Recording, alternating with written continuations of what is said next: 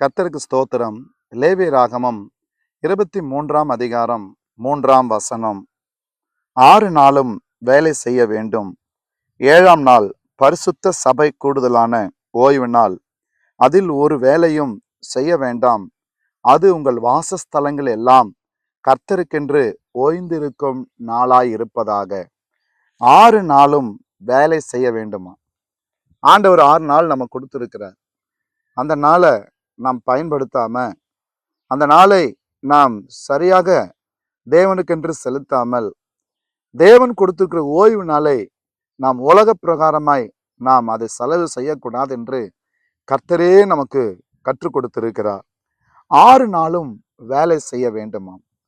மனிதனுக்கு வேலை செய்ய வேண்டும், உழைக்க வேண்டும், அந்த உழைப்புக்கேற்ற ஊதியத்திலே புசிக்க வேண்டும் என்று கர்த்தர் நெற்றி வேர்வின் நிலத்தில் சிந்தி உழைத்து சாப்பிடும்படி கர்த்தர் நமக்கு கொடுத்திருக்கிறார். ஆனால் இங்கு 7ஆம் நாள் என்று சொல்லும்போது you should be in rest. Rest என்றால் இங்கு இளைப்பாறுதல் என்று சொல்லுது. இந்த 7ஆம் நாள் எதை காண்பிக்கிறது என்றால், இந்த உலக வாழ்க்கை நமக்கு தற்காலிகமானது. இந்த உலக வாழ்க்கை முடித்து விட்டு நித்திய இளைப்பாறுதலுக்குள்ள நாம போக போறோம். அதற்கான ஒரு ஆயத்தத்தை நாம் அதை பழக்கப்படுத்தி கொள்வதற்கு தான் இந்த 7th டே சப்பாத் என்று சொல்லப்படுகிறது. எனக்கு அன்பானவர்களே, இந்த ஆத்துமா தேவனோடு நிலையான நித்திய ஜீவனுக்குள் செல்வதற்கு இந்த ஆத்துமாவுக்கு வேறு பிரிக்கப்பட்ட அனுபவம், தேவனை அறிகிற அறிவு, தேவனை சார்ந்து வாழ்கிற வாழ்க்கை, தேவனை கீழ்ப்படிந்து வாழ்கிற வாழ்க்கை.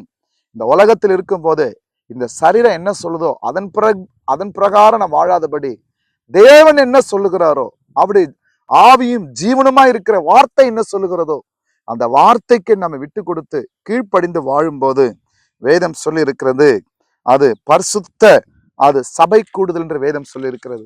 சபை கூடுதல் என்பது ஏதோ வழக்கமான ஒரு காரியம் அல்லங்க. ஒவ்வொரு வாரமும் நம்ம அந்த ஆராதனைக்கு போகும்போது நமக்குள்ள ஒரு நினைவோடு போகணும். இந்த உலகம் எனக்கு சொந்தம் இல்லை, தேவனுடைய அந்த பரிசுத்த ஸ்தலம் மட்டும்தான் எனக்கும் என் பிள்ளைகளுக்கு நிரந்தரமானது, எனக்கு என் குடும்பத்துக்கு நிரந்தரமானது என்று சொல்லி அந்த பரிசுத்த ஸ்தலத்தை பயபக்தியாய் கனம் பண்ணி அந்த பல குடும்பங்கள், தேவனுடைய ஜனங்கள் கூடுகின்ற சபை தாங்க பரிசுத்த சபை. எனக்கு அன்பானவர்களே, மீட்கப்பட்டவர்கள், கர்த்தரால் மீட்கப்பட்டவர்கள் ஆனந்த களிப்புடன் பாடி சியோனுக்கு வருவார்கள். நித்திய மகிழ்ச்சி அவர்கள் தலைமையில் இருக்கும். சஞ்சலமும் தவிப்பும் ஓடிப்போவும். உலகத்துல பாடு, கண்ணீர், வேதனை, இழப்பு, நிந்த, அவமானம், பரியாசம், பலவீனம், வியாதி, சச்சரவு, இதெல்லாம் இந்த 6 நாளும் கண்டிருப்போம்.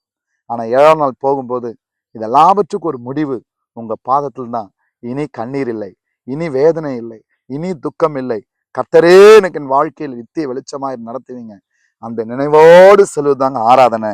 அந்த நேரத்துல ஒரு வேலையும் செய்யாதபடி உங்கள் வாசஸ்தலங்கள் எல்லாம் கர்த்தருக்கென்று ஓய்ந்திருக்க, நம்மை தேவனுக்கென்று வேறு பிரிக்கும் போது உங்க வாழ்க்கையில ஒரு மகிமையினுடைய பிரசனத்தை ஒவ்வொரு நாளும் பார்ப்பீங்க. நித்திய தேவன் நித்திய பயணத்துல உங்களோடு கூட முன் செல்வார். ஜெபிப்போமா. நல்ல பிதாவே, இந்த புதிய நாளிலே இந்த வார்த்தையை கொடுத்தீரே, கொடான கோடி ஸ்தோத்திரம்.